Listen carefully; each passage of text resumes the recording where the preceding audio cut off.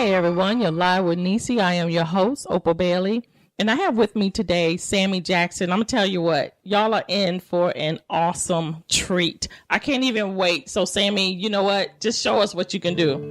All right, I'm excited. Thank you for having me here. This is really a great experience. All right.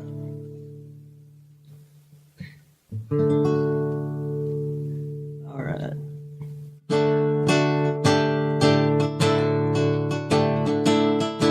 Dismayed by the world and the life that I lead in, a wee bit confused and clearly defeated, I held on tight to the things that destroy.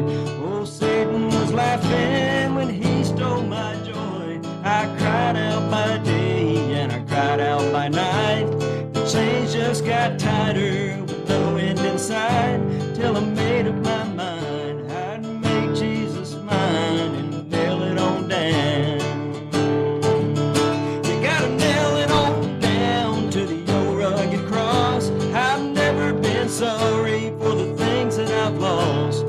Hammer in hand, I drove it right in where his life was ended, mine just began. You gotta nail it on down, oh praise his sweet name.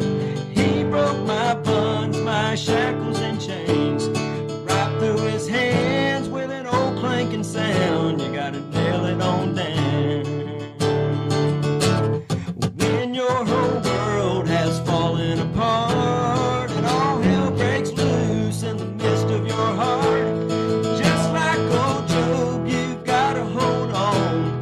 The things that don't kill you, they make you strong. Don't give up the call, don't give up the fight.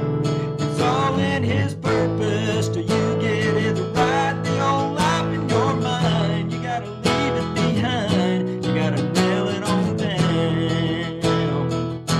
You gotta nail it on down to the old rugged cross. I've never been sorry for the things that I've lost. Hammer in hand, I drove it right in where his life was ended, mine just began. You gotta nail it on down, oh praise his sweet name. He broke my bonds, my shackles and chains, right through his hands with an old clanking sound. You gotta nail it on down. Yeah, you gotta nail it on down to the old rugged cross. I've never been sorry for the things that I've lost. Hammer in hand, I drove it right in where his life was ended, mine just began. You gotta nail it on down, oh praise his sweet name. He broke my bonds, my shackles and chains, right through his hands with an old clanking sound. You gotta nail it on down. Yeah, right through his hands with an old clanking sound. You gotta nail it on down. Man, Sammy, that is awesome. Thank you very much. So how did you come about that song? Well, that song I wrote at a very bad place in my life, and it gave me inspiration. And I had in the back of my mind thinking I won't always be in this situation, and maybe that song will give other people inspiration as well. So where were you when you wrote this song? Well, I was in the Florida Department of Corrections. All right, okay. Yeah. It was, well, I guess I'll start from the beginning. That's fine. I made some bad decisions in my life that led up to bad consequences. And sometimes you have to go through some things in life to get where you want to go. And I went through some pretty rough stuff there for a little while. So where did you get the songs? Music has always been part of who I am. Mm-hmm. I was adopted when I was a child. My adopted parents was a preacher's family. My dad was a Pentecostal preacher. So I grew up around music as a child. it's been a cross between churches and bars pretty much my whole life. Yeah, yeah. On and off. Yes, that's a very similar, recognizable story in the music business. Mm-hmm, mm-hmm. So what inspired you now to come out a little bit more in your music? Well, I feel like I don't have any time for any more wasted years. I spent a lot of time spinning around in circles, and you only get one life, and either you get with a program or you get left behind, and I don't want to be left behind anymore. Yeah. I've while I was in prison, I wrote approximately 100 songs, give or take. Some I'm still working on. But I feel that's my life's purpose, is to get these songs out here. I feel I've been giving a new purpose, if you will, and to me now it's more important than ever to try to get these songs out there. Mm-hmm, mm-hmm. Do you write songs for you or for other people, or? I think for both. Why is that? It's like, when you hear a preacher preaching a message, a lot of times the preacher will say, well, I'm preaching to myself first, then to everybody else. And my songwriting is similar. So when you were writing the songs in prison, what were you going through when you was formulating it all, and that you were behind bars, you wasn't free? Depression. I guess depression, man. You're bummed out. You're locked up. So was it kind of like you were writing because you wasn't free, but your songs kind of made you free? You hit the nail on the head with that. Okay. Really, that's your escape. I was in prison because of a choice that I made. Did you want me to get into that right now, or you can share? You don't have to be afraid, because you know what? Every one of us start and made choices, good or bad or ugly, whatever the case may be. Sometimes ugly, right? And you know what? And our choices do make us better, and it is to help others. So not only through your songs that is helping others, just by you sharing is helping someone who's listening. So go for it, man. Well, when I was a young man, I got involved in a marriage that was a very turbulent, I'll maybe even use the word toxic relationship.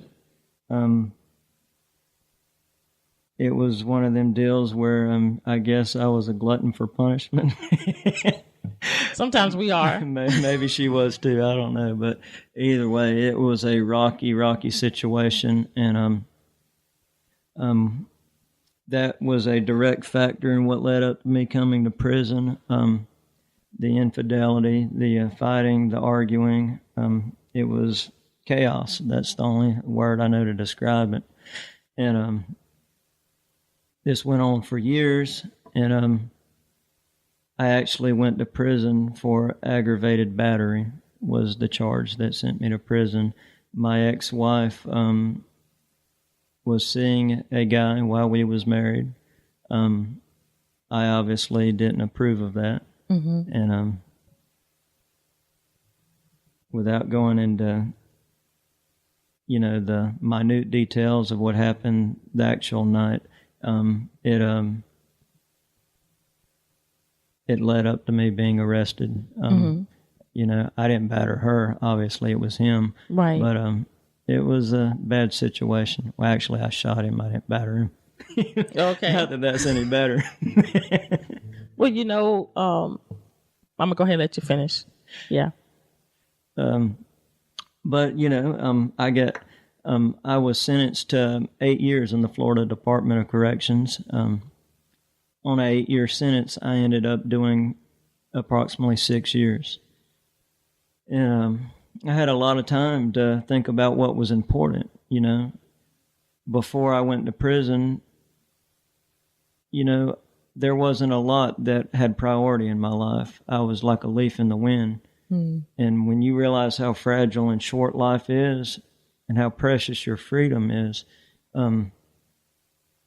even while I was locked up, I was thinking, man, if I get another shot at this, I need to get with the program. This isn't a joke. You get one life. And, I look at life like a roll of toilet paper, man. The closer you get to the end, the quicker it goes. Maybe that's a bad analogy. But that's good. That's your analogy. That's my analogy. But it's true. And while I was locked up, I spent a lot of time writing songs. That was my escape from the chaos and the craziness that I live with on a daily basis in there. Sometimes I couldn't escape it, and you do what you have to do to survive a bad situation. But for the most part, I tried to keep to myself and write. Mm-hmm. So while you was trying to protect yourself, were you able to sing? Did you sing out loud, or did you have the guys, listening to you? Yeah, I did. Okay. Yeah, they before I went to prison, it's kind of weird. This is really how I adopted my nickname, Sammy. They called me Sammy J in prison. Most of my friends and family just called me Sam before that, but people got to know me like on the rec yard, like, that's that singer Sammy J, and it was I guess an alteration to my normal name I just adopted, and now I go by Sammy. And really, it's not really an alter ego. It's just I feel like I'm turning a new leaf. Yeah, so. Yeah. Is that where you had mentioned before about cutting strings? Yeah, well, I'm glad you mentioned that. Cutting strings, well, that's I know we had a brief conversation about that earlier.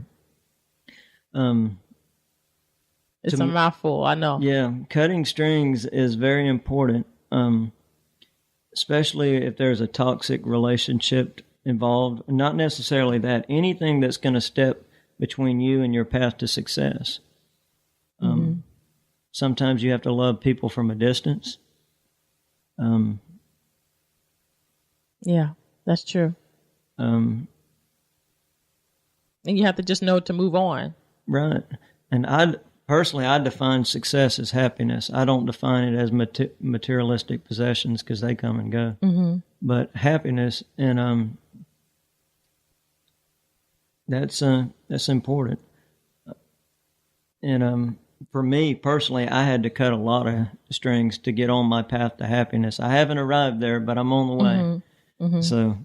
So in going through what you was going through with your marriage and everything like that, you did write a song pertaining in your time of pain and hurt and I did disappointment, and the song that if you're referring to Catch Me on the Radio, that song, I was angry when I wrote that song. I'm not going to lie.